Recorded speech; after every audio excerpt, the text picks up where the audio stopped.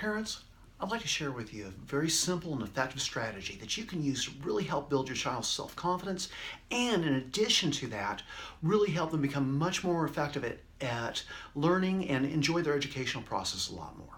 Hi, this is Dave Hughes from Ernie Reyes-Will Martial Arts in Gallatin. I'd like to welcome you to my Life Coach Your Child series.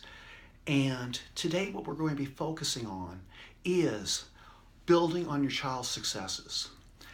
By building and stacking your child's successes in anything that they're trying to accomplish, it's much, much more effective. Now, when I was growing up, the educational system was basically rewarding and teaching you were smarter by how well you could find things wrong and what didn't work, instead of trying to find what does work.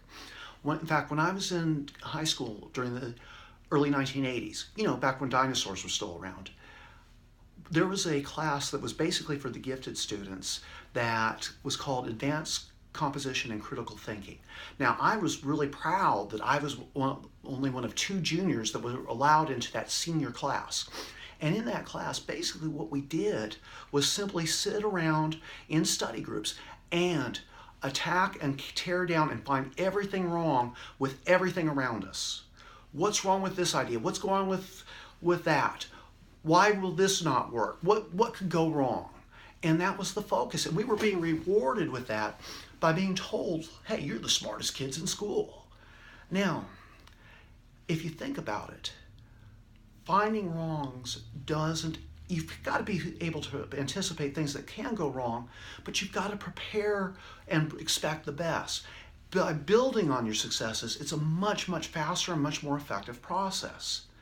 In fact, as an example, the U.S. military, in fact, the U.S. Army contracted Anthony Robbins, the motivational speaker and peak performance coach, to help with their shooting programs, to create better marksmen or to basically make sharper shooters.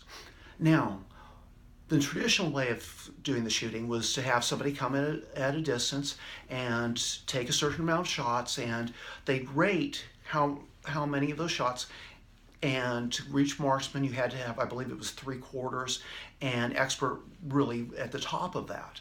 Now, what Tony did was he would start the shooters at a very close range. In fact, so close that they basically couldn't miss. And of course they hit the target right, bullseye. Then he'd move them back a little bit. Bullseye again, back further. And with that, he was making sure that they were building on their successes, that their confidence wasn't, and their psychology wasn't gumming up the works. Because of that, he actually got, of his test group, which this is unheard of, he had all 100% shooting at least at marksman level, and the amount of people who shot at expert levels was tripled over what it normally is.